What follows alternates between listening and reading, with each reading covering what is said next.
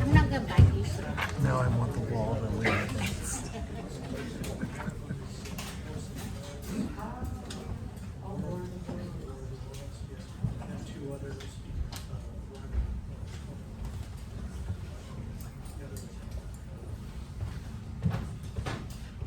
On the projection screen, the sun begins to rise. Patriotic music plays. Something along the lines of God Bless the USA by Lee Root. Lights slowly rise downstage center as the music and projected images fade. July 4th, late morning. A spotlight downstage center. Artie Huff stands on a podium wearing a foam neck brace. There's a plastic bag on the ground by his side. A great day in the history of a great country. I personally want to thank each of you for coming out today in this absolute scorcher. A second round of gratitude to those who voted for me as your new board president and made this day extra special. First, a precautionary note. The National Weather Service is advising us to prepare for a possible evacuation in the upcoming days. Additional instructions will be provided if that proves necessary, which I doubt. We've always been a self-sufficient community, and I don't see that changing anytime soon. Of more concern, though, is this. An incident took place last night that left me in my present condition. I was viciously attacked from behind by one of our younger dependents, who I caught red-handed out on our dock. I won't mention his name, him being a minor, and I'll relate the fact that the young man's father happened along and helped diffuse the situation. I decided not to involve the sheriff's department, since to do so would reflect poorly on the safety of Rainbow K and possibly reduce the valuation of our properties. At daybreak, I returned to the dock to assess the damage. I found several crushed beer cans, the remnants of at least 2 marijuana cigarettes, wrappers and waxed cups from McDonald's, and this. Artie gingerly picks up the bag, reaches inside, takes out a woman's bra. I don't think I need to tell anyone that this is not a double-barreled slingshot. This, neighbors, is evil. Wantonness, immorality to the nth degree. Now, obviously, I can't go around like Prince Charming trying this on every femme fatale. Yet, I would not be surprised if this were to fit perfectly on a certain young woman, a known associate to that boy who attacked me. Sounds of angry crowd reactions. We were not the only victims during this night of depravity. Thieves stole all the coins from the fountain on Main Street.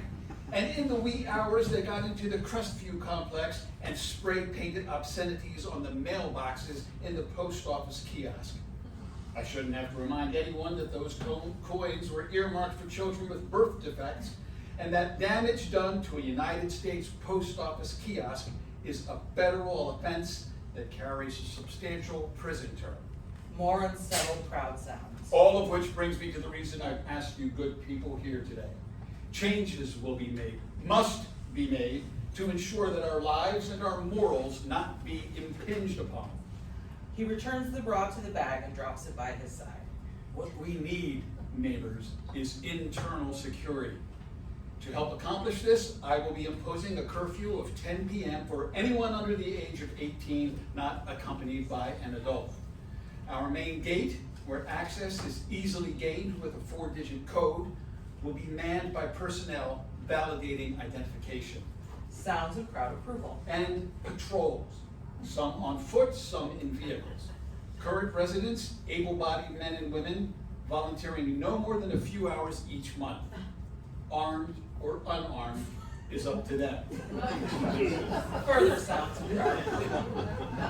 As your president, I will take the first foot patrol tonight between the hours of 9 and 11. This will allow all residents to view Rockets Over the Rainbow, our annual Independence Day fireworks display at Lake Ponce. We cannot allow elements bent on our destruction to exist. I, for one, don't plan on letting that happen. Ever. Crowd applause and sounds of approval as the spotlight fades. Lights rise on stage right, the dock, where Rhea paces holding her cell phone. Lily, you slut. If you're there, answer the phone. I'm in trouble, thanks to you, bitch. Whatever you did out on that dock last night, they're blaming me for. I need you to come over right now and clear the air. Lily? Shit. Crystal enters. There you are. Here I am. No time for smart mouth, child. We got us a crisis. I know. I can't walk Elvira without people looking at me like I shot the Pope. I'm talking about something else. I just got off the phone with your daddy. He's under the impression you got what belongs to him, some rare baseball card worth a ton of money. Says him and your stepmama are coming down here to get it. Damn. Rhea! Hey, I had it, but I don't have it anymore. He said it's worth a couple $1,000s. Money he needs to settle to get his credit card debt and stay out of jail. How was I supposed to know? I just grabbed a handful of crap and left. Wound up selling everything to some dude who gave me $50 and a ride. Oh, Lord. What? I had to eat. Okay. Even drinking like a man's on fire, he can't get there before morning. Give us time. Time for what? Do you even know your own son? How violent he can be? I need to get out of here. I doubt he'll do anything with your stepmama present. She's as bad as him. Was her boys turned on me. Guess what Rhea did? You're not gonna believe what your daughter got into. Then she just leave before shit hit the fan. That's not gonna happen on my watch. What are you gonna do? You're an old lady with a toothless dog. I'm also an old lady, not afraid to put that boy across my knee and invent a new shade of red. Okay then, here's what I'll do. After breakfast, once you're back from high school photo shoot, I'll ride over to Sunset Motors and we'll see what they'll give me for that Volvo. No, what?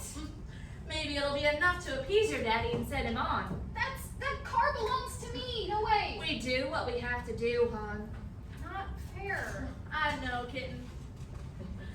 Let's head inside. Have some oatmeal and prepare to face the storm. Rhea hesitates. Crystal drapes an arm around her and leads her off. Lights fade on the dock. Shift stage left to the dining room, where George prepares ingredients in a large bowl. On the pass-through, Rhea's sketch pad. Mateo stands facing his father. Her name is not Bloody Mary, it's Maria, and she's your aunt. Show a little respect. I made one tiny mistake. You made numerous mistakes, Mateo. You never called. You went into a boat with no life jacket. You caused bodily damage. Okay. Mistakes have consequences, Mateo. I shouldn't have to remind you.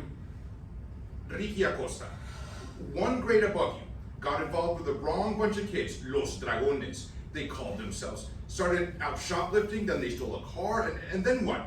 He stabbed some 12-year-old girl 17 times. Somebody he didn't even know. I taught Ricky. He had talent. Played the trumpet like Arturo Sandoval. Where is he now, Mateo? I'll tell you where. Suwannee Correctional, serving a life sentence. Is that what you want? I wanted to make friends. I didn't know they were gonna drag me to the dock to be their lookout. Next time, make wiser decisions. She's a good woman, your Aunt Maria. She's a prison guard. Retired prison guard. And she's not even my aunt. She's your aunt. A woman who insists on discipline. You won't listen to me, maybe you'll listen to her. She gets up at 5 a.m. and makes you exercise on the patio. Don't exaggerate. You forget. I stayed with her for 4 days while you were at that conference. It was like death row. Clean the bathroom. Vacuum under the bed. One night she had me cut her toenails. She's old. She's not as flexible as she once was. Set up for lunch. Do I have to? Mateo, What are we having? I'm having grilled cheese. You're having this. What is it? Chickpeas with spinach and quinoa. I'd rather starve. We can do that too. I wish Mama was here. Well, she's not. I wish you would have died instead. You took me away from my old friends. You took me away from my old school. You made me look stupid in front of Rhea. You done packing? Because if you're done and you don't want lunch, there's clothes in the dryer that need to be taken out, my friend. Mateo exits. George watches him go, exhales, picks up a fork, tastes the contents of the bowl. It isn't good. After a moment, a knock. George puts down the fork, composes himself, goes to the door, where Rhea stands just outside. Hi. Hi. Do you want to come in? I was wondering, is Mateo around? We usually walk Elvira around now. Mateo is grounded. What about you? You okay? Why wouldn't I be? I don't know. I thought maybe you wanted to talk. About what? About... Are you serious? We don't go anywhere from here, dude. We're done. I need my sketch pad. Rhea. I'll leave you the picture of Luz. I don't really... Mateo, with a plastic laundry basket of dried wash, enters. The three of them freeze. Hey, Mateo. Hey, Feel like walking Elvira? I have to fold this stuff. Cool, I'll help you. No way, Rhea. He's being punished. Come on, George. Even a convicted murderer is allowed visitors.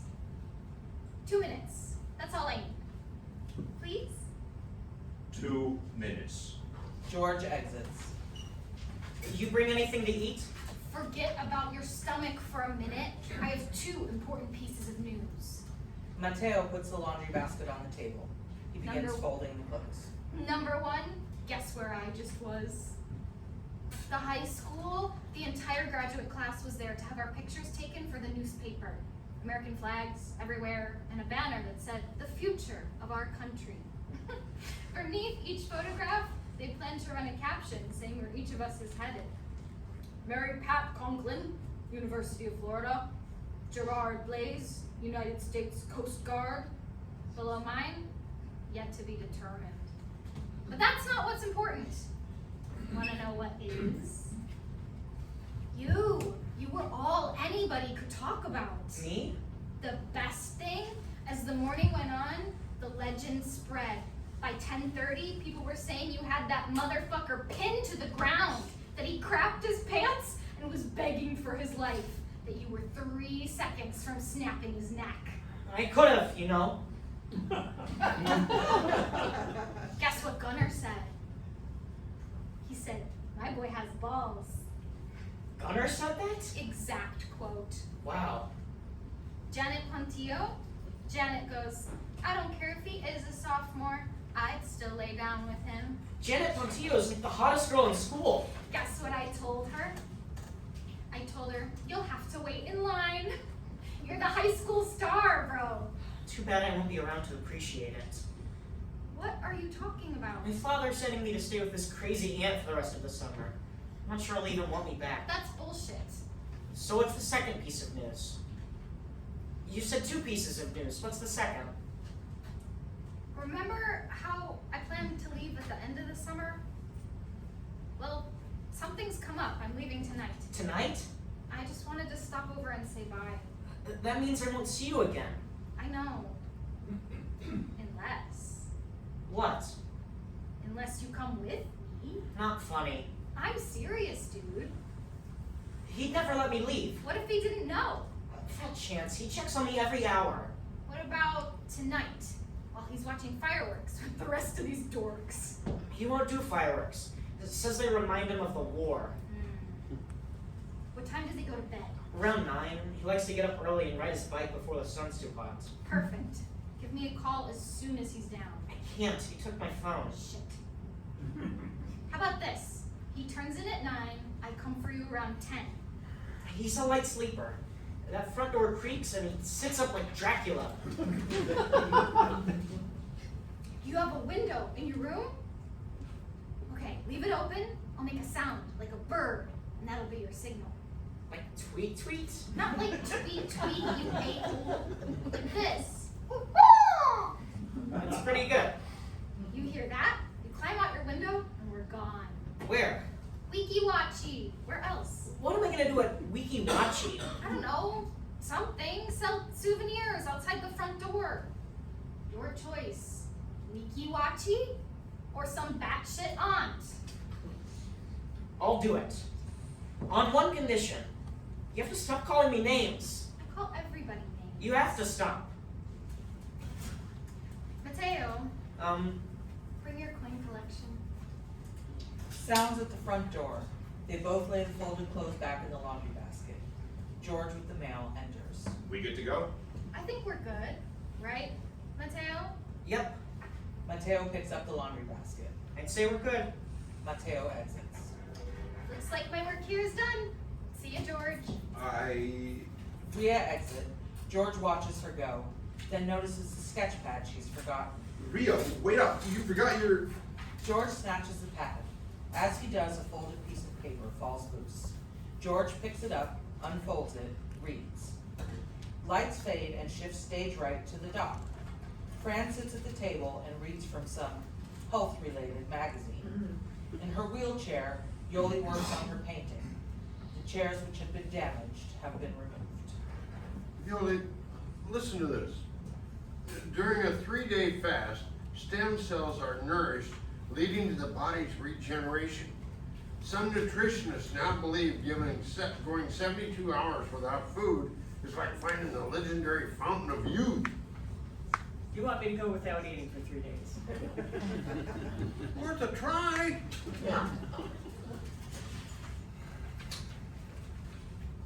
You know what I think is worth a try? Sitting at the kitchen table and going over our financial records. She I'll show- continues to paint. I'll show you exactly what you need to do in the event that I'm not here, how to transfer money, when bills need to be paid, the combination to our safe deposit box, our financial advisors. I don't think so. Why not? Because what's the point? If worse comes to worse, which it won't, I'll step up. You forget, I handled myself fine before you came along. You never even balanced your checkbook. Tell me when you were overdrawn, the bank let you know. Why do we need to talk about Because this? we have to face the inevitable, Fran. You want me to be comfortable. I appreciate that. Nothing would make me more comfortable than knowing that you'll be okay if I'm not here. And then what? I go on some website, swinging sunset singles? Maybe buy myself one of those inflatable dolls? Listen to me. I've seen improvement. You're getting stronger every day. I'm getting weaker, Fran. This morning, I couldn't even make it to the bathroom without stopping to rest. It takes time, Yoli. I get that. But we have time. All the time we... Crystal enters carrying her styling bag. If I didn't know better, I'd swear we were all cursed. Black clouds moving in, wind whipping up, whitecaps on the water. She stops, notices Yoli painting. Well, look at you all unbothered. A friend helped me set up. Aren't you nice? We were having a personal conversation. Forgive me, I did not know. It's fine. Fran was on his way out. I was? Storm prep, Fran. We talked about this. Fill the tub with water, get out the flashlights, put a tarp up over the sliding glass door. You sure you're all right? She'll be fine. I was asking I'll Yoli. be splendid, Fran. Now go inside and batten down the hatches or whatever it is you need to do. And give some thought to what we talked about? I'm serious. Fran exits. He wants me to stop eating for 3 days. His latest cure-all. He's looking out for you, hon. He's desperate, like most men. He can't see The paintbrush falls from Yoli's hand, and her breathing becomes labored. Miss Yoli, you okay? Oh, it's all right. I got you. Crystal finds the inhaler in the wheelchair pouch, uncaps it, helps Yoli inhale the vapor. Yoli's breathing begins to ease. Sit back and take it easy. Crystal finds a bottle of water, uncaps it. I'm good. I just... Drink. Yoli does. Well, now close your eyes, and while you rejoin the living, I'm gonna do what I came down here to do. A little magic with that hair of yours. Crystal goes for the bag on the table. Fran likes it the way it is. Well, then he's gonna love it when it's half up top knot. Crystal works. You feeling better? That a girl. Friend taking you to the movie at the clubhouse tonight? Sands of Iwo Jima with John Wayne. He does love John Wayne. Men and war movies, am I right? My second husband, that old boy was horny for Steve McQueen in The Great Escape. Watched it every day if I let him. I said to him, Vince, what's so magical about a middle-aged man tearing across Europe on a motorcycle? You know what he told me? He said that there is a dream of every man, regardless of how old he is, to get on a Triumph TR6 and just keep going. Your friend ever served? Left home after high school to discover America. Got as far as Missouri. Worked as a carpenter in some rural little town with soybean fields and a whites-only movie theater. And folks say there's no racism up north. Up north? All the land from Arkansas up when I was a girl. Well, we considered anything south of the George Washington Bridge the Confederacy. I was wondering if I might ask you something. Why don't you just rest until you get your sea legs back? It's a strange request, but I want you to give it some thought. And to be blunt, I'm not going to be around much longer. You got an appointment somewhere? Being serious, Crystal. My pulmonologist suggests that I tie up loose ends while I still can. Not listening. You're a smart, practical woman, Crystal. And Fran is a good man. Problem is, he's helpless as a newborn. He never handled the finances, never filed income tax, never even made an insurance payment. I arrange his medical appointments and sign his name on our Christmas cards. Tell him not to cut the hair sprouting from his ears. My point is, I think you'd be an ideal partner for him. And I think maybe you've been sniffing too much paint thinner. I'm only, Oh, no, enough now. I'm only trying. No, I said enough. Kind of woman you are, you'll be here long after the rest of us. The sound of thunder. Crystal finishes with Yoli's hair. She stands and admires her work. Well, it beats using an egg beater. Crystal bends and retrieves the fallen paintbrush. She pushes a chair next to Yoli and sits. She takes Yoli's hand, places it on her own, puts brush to canvas. All you gotta do is think beautiful thoughts, Miss Yoli. Communicate them to me. You be the painter, and I'll be the brush. The two women paint as lights shift to stage left. Mateo's room. A packed suitcase upright in one corner. There's a suggestion of an open window. Mateo sits impatiently on his bed and stares towards the window.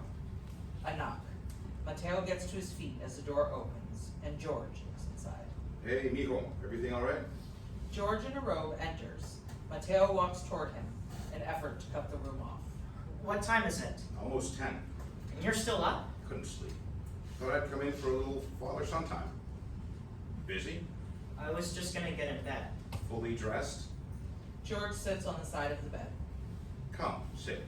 It's very important to get enough sleep. Feeling okay? You could be riding your bike, start feeling groggy, and out of nowhere, here comes a truck. Why is your window open? George goes to the window, closes it. Can't be air conditioning the entire world, mijo. Well, good night. Okay, Mateo, I can take a hint. I just wanted to say thanks. For what? George takes a folded card from his robe pocket. For this. Papa, happy Independence Day. How'd you get that? You are a hero to me. It was supposed to be a surprise. If I was half the man you are, I'd be less than 3 feet tall. I never wrote that. Nice. That was Rhea. Look at this artwork. You've got the insignia, you've got the flag. Deserves a hug. People don't do that anymore. What do they do? They just kinda... That's it. That's it. All right, I guess. I'll take my leave. Papa, what I said before about wishing you died instead of Mama, It's okay, mijo. I think about that every day. I almost forgot. The main reason I came in. I've been thinking it over, and maybe sending you to Aunt Maria's isn't the best idea. You're a good kid, Mateo. Missed the ball one time. It happens. I'll call her in the morning. Really? Here. George takes a cell phone from his robe pocket. I thought you might want this. Mateo takes the phone, stares at it. See you in the morning. George then exits. As soon as he's gone, Mateo begins to quickly dial his phone. Come on, Rhea. Rhea? Mateo rushes to the window, struggles to open it. Stop right there! A projected flash. Fireworks, lightning, a gunshot. Mateo opens the window. Get back inside, boy! Rhea! Lights fade as projected fireworks continue for a moment and then die. Blackout. Epilogue. A few days later. Lights rise stage right. The dock. Crystal in dark clothes gathers up the covered plates. A sleeve of plastic cups, a plastic tablecloth. She picks up a framed photograph of Rhea and studies it. After a moment, Fran enters, who wears a dark suit and carries half a bottle of scotch. She's gone. Fran puts the bottle on one of the chairs. For now, it's unseen by Crystal. I know, Fran. I know. Poor girl's body is probably in Oklahoma City by now. They wouldn't even leave the gravesite I could visit. Mind if I steal one of these? Fran takes one of the plastic cups. I thought you were off the sauce. I never drink alone. Sit. Join me. Crystal hesitates, sits. Fran takes a second plastic glass, pours 2 shots, sets one in front of Crystal. You reckon he'll get off? Artie? Probably. They got something down here called the Stand Your Ground Law. Allows anyone who feels threatened to take out a firearm and blast away. Crystal takes a plastic cup, toys with it. How's our Miss Yoli doing? Better days. Crystal shoots hers back. Fran hesitates. Better days. Truth is, I can't imagine much worse. Even if a fireball was to shoot from the sky, Crystal stops as Fran lowers his drink and begins to weep. He takes a face cloth George had given him from his pocket and cries into it. Fred? Oh my God. I'm not very good at this, Fran, so if you could help me out some. Sorry. It's okay. She takes Fran's drink and pours it back into the bottle. Maybe you should go to her. Yeah. Maybe I should. Crystal reaches across the table and takes his hands. They freeze. Lights fade. Crystal and Fran will hold this tableau. Lights rise down center stage. A spotlight hits Yoli, who sits in her wheelchair facing the audience. She wears a nightshirt and her legs are covered by a blanket. Projected is her painting, a colorful but somewhat amateurish landscape. The belief that death arrives in the night and then slinks off with its prey is inaccurate. Death lingers. It picks victims like a grove keeper picks oranges and only leaves when his basket is full. It came for that unfortunate girl, and then it sent us a tempest, a Category 4 hurricane that left 2 dead in Bradenton, 3 in Sarasota, and 2 more in Mayaca City. And death isn't satisfied yet. I know, because I can see it. It hides behind the bureau at night, peeking up after my Fran has finally fallen asleep. My painting? I realize it's no Da Vinci, but when I look closely, I see us there. Fran and me. We're in love, and we're beautiful. Which is how young people picture they'll always be. Never old, never sick, straight and strong and perfectly balanced. One day you look at a clock, you look at the calendar, maybe you walk past your reflection in a store window. You ask yourself, what happened? Time happened. Yoli exhales, closes her eyes, and sits back. She's still. After a moment, Rhea enters. She wears the clothes we last saw her in, but now they are bloodstained. Being dead isn't so bad. It's what leads to it that sucks. In fact, death itself is kind of cool. Like a blind date that somehow works out. She squats down next to the wheelchair. The thing everybody wants to know is what happens, right? Is there this white tunnel you walk through with all your loved ones waiting on the other side? Not in my case. In my case, I'm walking down this deserted highway at night. The sky is filled with black clouds, but they're starting to break up like a storm is passing. A car pulls up. A GTO from who knows when. It stops and the passenger door swings open. I thought my hitchhiking days were over, but I figure, hey, I'm dead. What's the worst that can happen? I get in and off we go. I see that the driver is a woman, dressed nice, but her neck swollen like she just swallowed a coffee can. I recognize her face. "I'm Luz Triana," she says. And I'm like, oh shit, this is awkward. She says, "I understand we share a common experience." I'm thinking about grabbing the door handle, maybe rolling out onto the road, when she smiles and says, "Relax, Rhea. No harm, no foul." And right away, I'm kind of liking her. "So where are we off to?" I ask. "Magic Kingdom?" "That's Disney," she tells me. "We're heading back to Rainbow Cay. Won't take long," she says.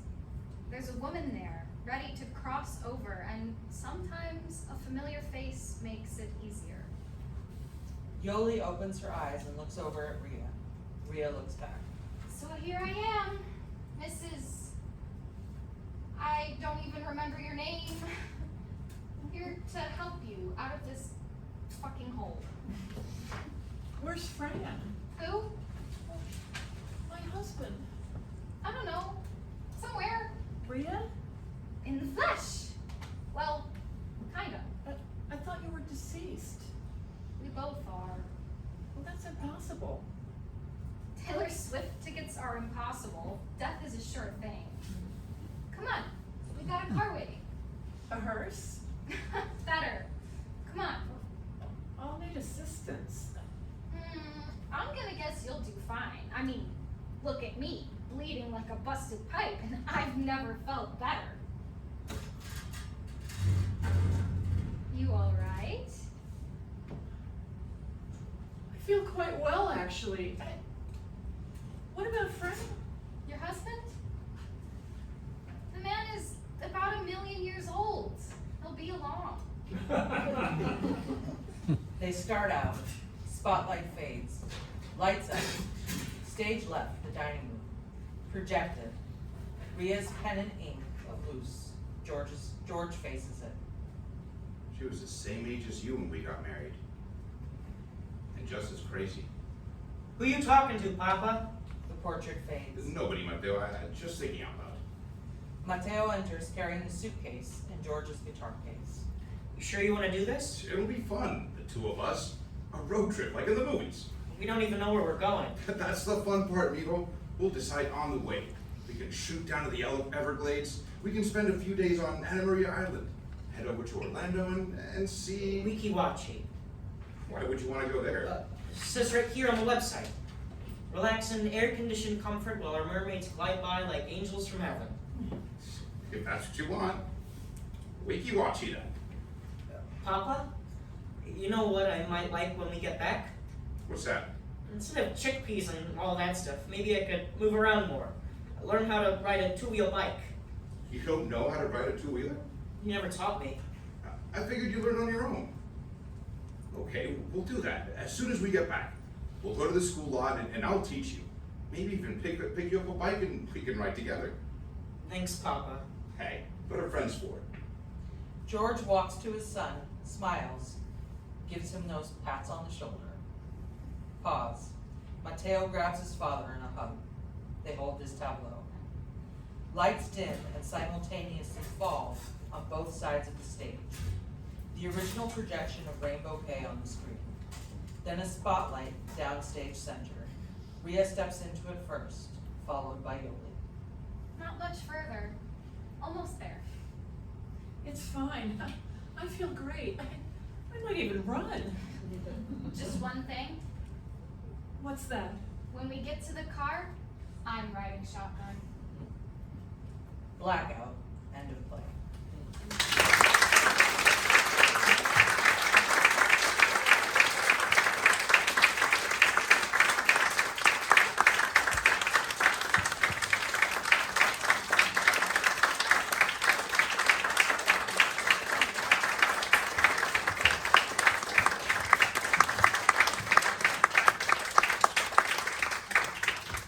Oh, we'll have a little talk back now. If I could have Bill and Terry come up here, I'll take a seat. I'll get you real chairs.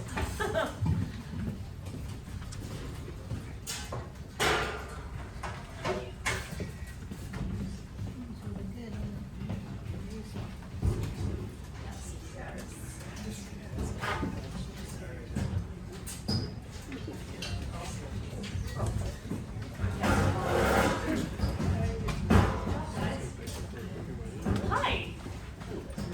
So this is our playwright, Bill. If some of you don't know him. First, I'll just open it up to if any of you have any questions initially, just right off the bat, because we'll keep this kind of brief. So I'll open that up to you all first, and if you don't have anything, then I'll start. Hopefully, you'll all be inspired. Yes. Did Rhea threaten Artie at some point? Why was it stand your ground? Explore it. What was is there a threat? Well, he actually shot her when she was walking, and she broke curfew. She was walking toward the window, Mateo's window. He was walking that foot patrol and he shot her. Okay. Before anything else, I just wanted to thank everybody for coming out on this rainy, not terribly pleasant day. It's for the process for me to hear the play read with an audience is the first time. So really, guys, it's invaluable. So thank you so much.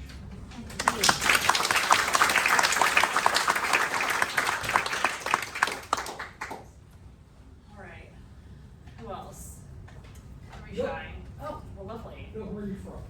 I am originally from New York, and from New York to Connecticut. And then Are you Sarasota now? Sarasota the past 6 years. Okay. If you want, so before people can start thinking of their questions, would you like to give us a little brief bio of your writing and your interest in the arts and things like that? Sure. I've been writing, I kind of came to writing late compared to most people. I didn't start to write until I was in college. I was originally a natural resources conservation major in college, and then I got under the school paper. That's when I started to write. And my English grades were better than my natural resource conservation grades. So I changed majors, and then I went to grad school, and I wrote a play there, and that's where it started, and it's still going on. Thank you. You've had a lot of very recognized plays, so I'd like to hear about those. Yeah, thanks for that question. I wrote a play. This is so much of this, if any of you write, it depends on luck as much as it depends on anything. You need skill and talent, but luck is really the element that I think is as important as any. What happened is I wrote a play called Rose Cottages, and it was done at a theater in New York, Ensemble Studio Theater, and as luck would have it, it was reviewed by the New York Times by a man named Frank Rich, who was known to be a really tough critic, and he loved it. And after that, it was like, this is the expression, and it's very, very sexist, but I'm going to say it.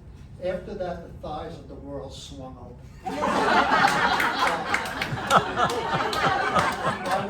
I was offered a film right after that. I was offered other productions, and it just, things just kind of opened up for me.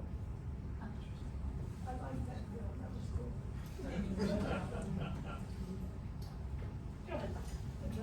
I- Are you too humble to mention that you made a movie and that it was actually with somebody famous in it? Oh, I'm You're never famous. too, I'm never too humble. I did a movie, it was a while ago, it was in 1988. Full Moon and Blue Water was the name, and it had the late, very great Gene Hackman in it. It had Terry Garr, it had Burgess Meredith. And that was my movie. And every so often you can catch it on, do they still have the midnight movie? I imagine that's probably. Have to have movie night. I was sort of, how did you come up with the concept for this specific play? Okay, that's a good question too. I have a good answer. The Rainbow Cay is loosely based on where I currently live. I live in a gated community about that size in Lakewood Ranch. Having said that, let me say that none of these characters are based on anybody that's in fact, I will be honest enough to say I picked and chose some things, but this is no one person is represented. In fact, when I wrote Fran, I really pictured John Wayne in my mind. He was pretty much the motivating voice that I heard while I was writing the dialogue for that character. So yeah, it's based loosely. We have a doc. It's based loosely on where I live now. And that's pretty much it. The characters are just a gumbo. Yeah. What do you see as the plot of the play? I think the plot, as I personally start to tack the years on, I think the plot is, I gotta be careful here because I think there's a difference between plot and story. I think the plot is, what the play is about is this. We really need to appreciate life as it presents itself, because a lot of us, including me, we may not have that much time left. So we have to use it wisely. The thing that I like about the play is two characters in the play, Fran and Yoli, are two people even at an advanced age who are truly, truly in love with one another still. Very dependent upon one another, but really having a hard time coming to the realization that one day their union will not be their union anymore. So I guess the plot is, I guess that would really be the plot, yeah. Okay, so then do you see one of those two as your protagonist? Who's That's your really, you know protagonist? what, I've asked myself that question too, like who's the protagonist in this play? I usually think of the protagonist, the main character, as the person who leads the play. Who's the person that's got the most, Or the person on the journey? or the person on the journey. When I originally wrote the play, I thought it was real. I thought that is the person who changes the most during the course of the play, even though she loses her life. And hearing it tonight, which is why these readings are so useful, is I said, you know what? I don't know if she is or if she isn't. Maybe the main character is Fran, in which case I need to go back and tinker a little bit. But very good question. Yeah, do you write? I do a lot of theater. Okay. Yes. What did you learn from this reading? What struck you as something? I learned good and I learned bad. I learned, the good was that people reacted to the play more than I feared they might not. And the bad that I learned, there's some jokes in there that don't land. And along with that, I think there are some stories that, if I go back, I'll get less into reminiscences and more into immediacies. I just want to commend the readers. I thought they were excellent. Yes. It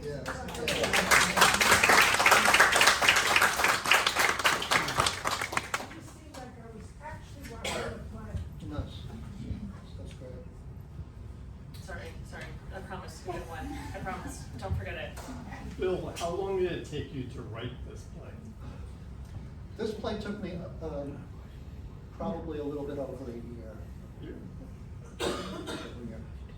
I was in the festival last year, and I started to write it just before that play was reading. It's nothing terribly deep. What Wikiwachi? Where's that importance to you? You know, I'm a big lover of stuff that's really funky. Yeah. And I always thought, I remember being a kid and they used to have the advertisements on TV. And I just thought the whole thing of these mermaids, what they're breathing into these tubes, I thought, that's great. So I've always had that kind of attraction to that roadside attraction type of place. Yeah, I lived in Spring Hill for a little while, and when my daughter was born, we used to take her over there. Yeah, as soon as I came off of my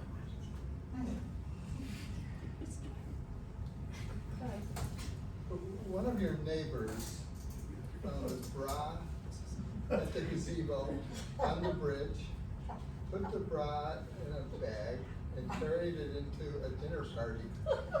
And what are the numbers on that man's house? Yeah,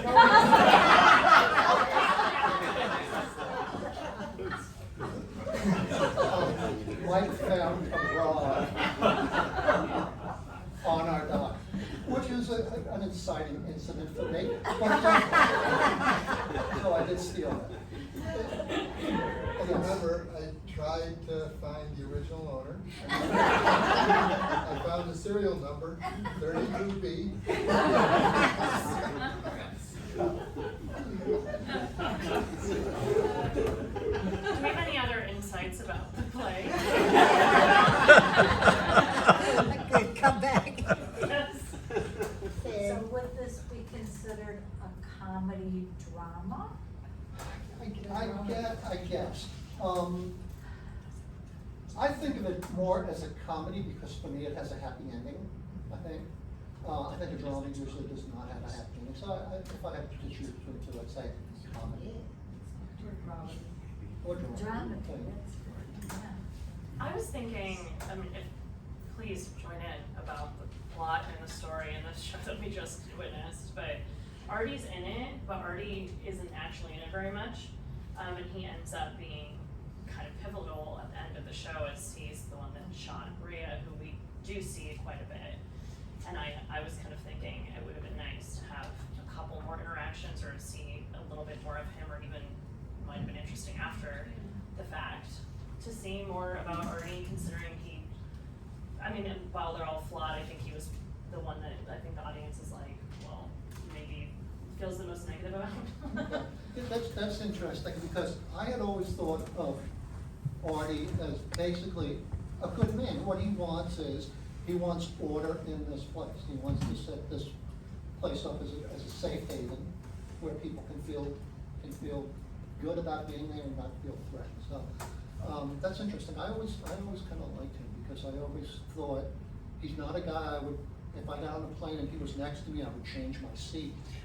But I think that his intentions and his values are not selfish or evil. For me, the racism at the beginning was kind of the, oh, well, I don't know how much I like Artie so much, but that may have just been me as an audience member. Sorry, Joshy, go ahead. No, you're good. Yeah, no, you didn't, I did not get any of that. From your writing of Artie, he was a throwaway character, so. You didn't think he was like a good man or bad, you were like that. Yeah, I went through a lot of different phases. Listen, first place, excellent job, Father, he was excellent, and I really did love the play. I think that the interaction between Artie and Fran at the beginning of the play really set a pace for me that I wanted to continue throughout the whole play. And it did for the most part, and that did establish the feeling of the comedy. And Artie is an important Florida character. And I don't think it does the character or the intention of the play to judge him. you know, because he comes in and he does have this kind of like Florida Barney Fife quality about him, and I just got a horrific visual. But and that's why at the end, when there's the shooting and the death and everything, that gave me a little bit of a jagged feeling about the tone kind of was a little bit snap for me. So I was going with it, but then I think that's one of the things, if you do workshop, you might want to look at, okay, where do we want to go with this guy? Because I don't want to hate him. I don't want to hang out with him. And probably would at his house. Cake one. But I may have at his house, I'm not sure. But the shooting, it may be how we feel really polarized about guns, but some of us are horrified of them. It's important part of him, but that part kind of went, do we need to do it, or does it just need to be worked through a little bit? Okay, so that's, I really appreciated the setting of the tone and the pace at the beginning of those two characters. Thank you. A couple of things. We mentioned earlier about the protagonist, antagonist, and everything. I don't necessarily feel like the protagonist needs to be an actual person. I think what we have here, we have so many stories that are enveloped into one big performance here, but because I kept wondering which story are we following, you know? Because it felt like, did you ever watch one of those movies like Magnolia, where you have they're all in one house, but you find out they're connected by meeting at the trash can, you know, but that type of thing. So I felt like I was watching a bunch of little vignettes, which was great. I like that type of concept. At the beginning, though, I found myself, at the minute the gun was mentioned, first of all, I thought, all right, we're going racism. This is a story about racism. And then I'm like, okay, no, it's about gun violence. Okay, no, it's about teenage sex. It's about, and it kept jumping. It kept more and more. That I kept saying, okay, I'm gonna add this block. I'm gonna add this block. And the minute he took out the gun, I knew right away that somebody's gonna end up dead on this stage by the end of the show, because it just, and then it became a game for me. Every time a new actor showed up, I had to decide, okay, is this the person that's gonna get shot? Is this person gonna accidentally get shot? You know, it's like, so, but we always knew that it was gonna be Artie who was gonna be shooting the gun. That's what I felt right away. So, I know I'm going on too long here. If Artie's character could have a little bit more of a backstory, maybe a conversation with friends, maybe have the two of them have a little bit more dialogue throughout.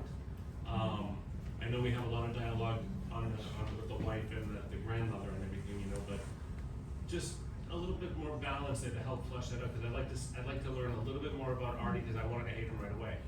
You know, so you're great, James, I love you. But you guys all did a great job, and it just took me in many different directions. I was like, okay, I'm going down another road here. All right, where do these all meet? So, thank you. Yeah. Yeah, that's kind of what I was getting at earlier too, is that you have the vignettes, you have 5 different stories, now you need to set them up so that they tell one story. What's the through line? What's the through line? What's the plot? The protagonist is society. It's everything. It's everything that's happening in the world today. Gun violence, everything, racism. That's the protagonist right there. It doesn't have to be a person. Or the protagonist could be Ray Bouquet. Right. Right? I mean, Right. like, and the people are just the ensemble within it, and that's the stories that are being told through that protagonist. Very helpful. I was wondering where you were going with the Rhea George relationship thing, because it didn't really seem to have any effect on anything in the greater storyline to me. Like, it was a moment, it happened, it was never, didn't really ever seem to have any drive, and in the end, when she dies, like 24 hours later, it didn't seem to have any effect on her. I thought Mateo was gonna find out. Yeah. I didn't also feel like they didn't care quite so much that he was in love with her and that she was dead. There are many sequels Slept with her and then she was dead? Yeah.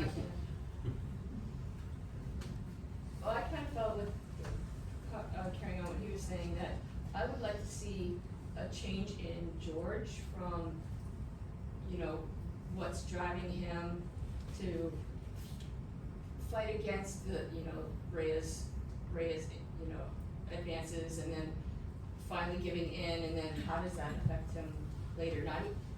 And then her death, but it felt, I don't wanna say flat, but almost not having a lot of consequences for him emotionally or in the character.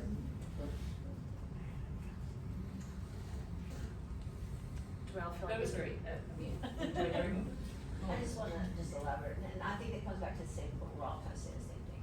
I think it's the death of Rhea that is hanging us up. The gun death of her, and that, I mean, I have no suggestions as far as like saying, I think that's where it takes that jarring reality that nobody then really, pursues.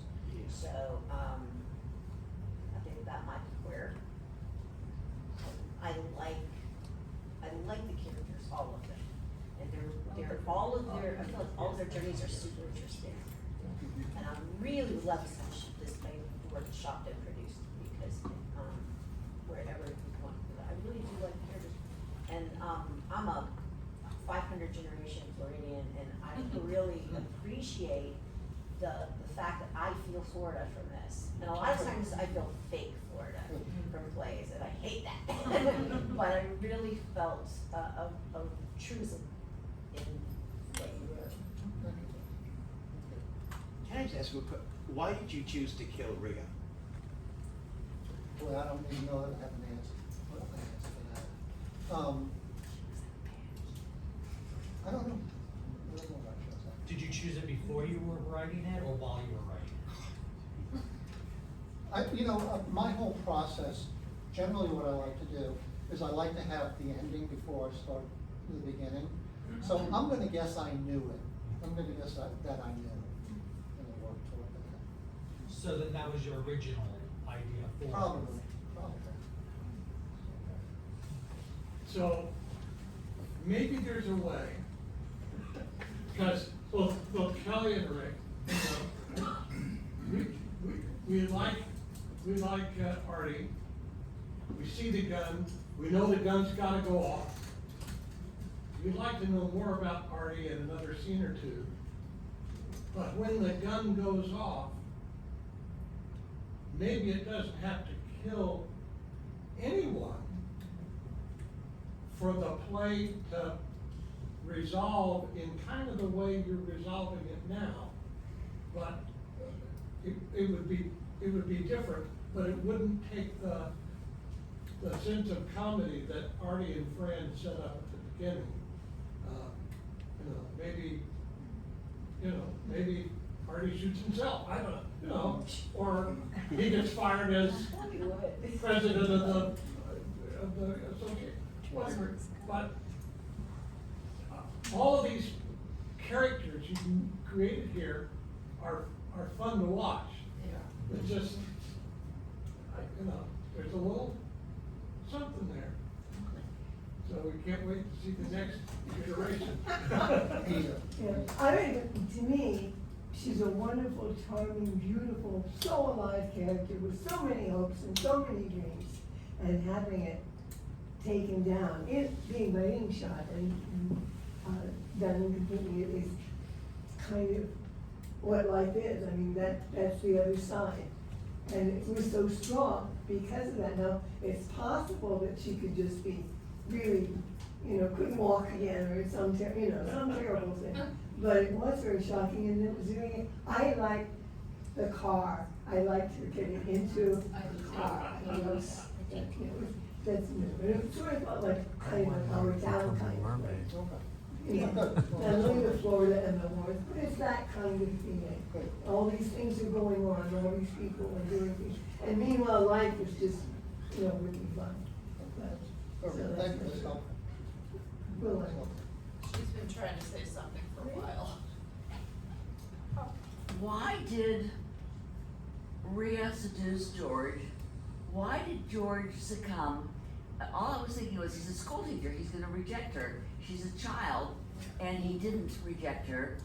And the intermission came at that point, and I was shocked. Maybe it's an age thing, but I was so glad that she got taken out. Because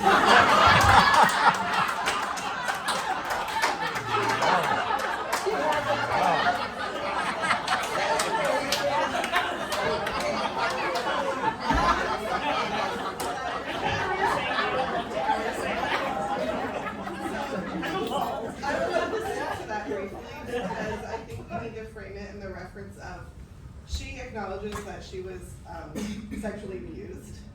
And sometimes the behaviors that stem from that, we can go into like victim blaming for how they pursue. She also took him to a very emotional place.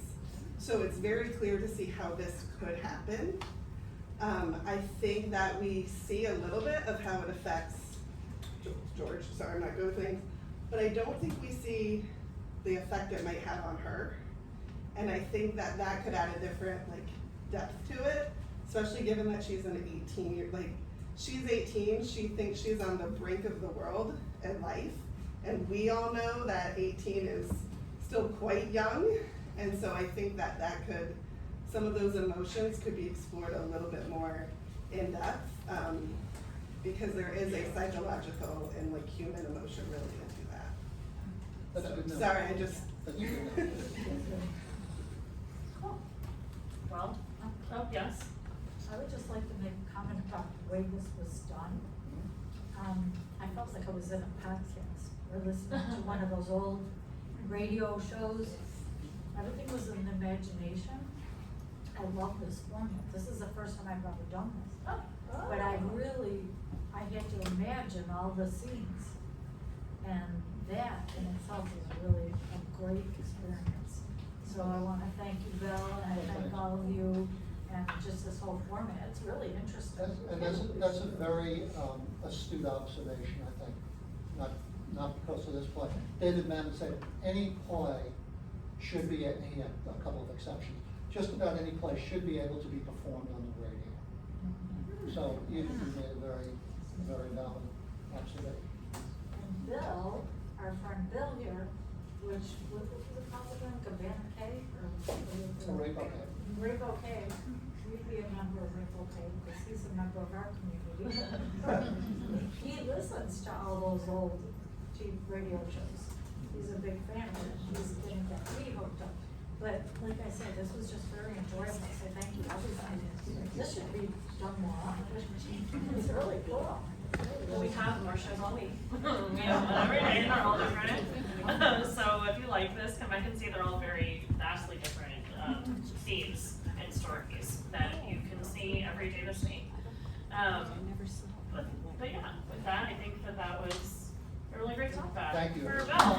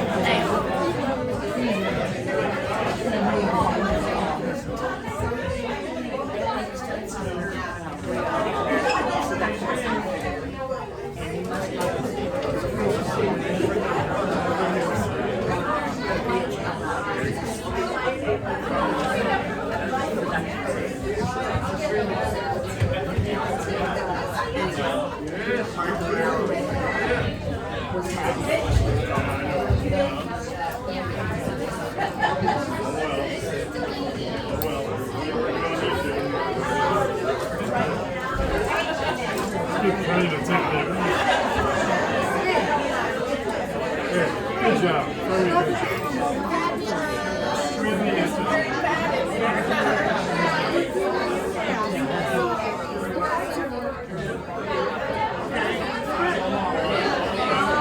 I'm not Jake, yeah, it's okay. I don't like kind of stuff. But I would be the disciplinarian. I would be the one that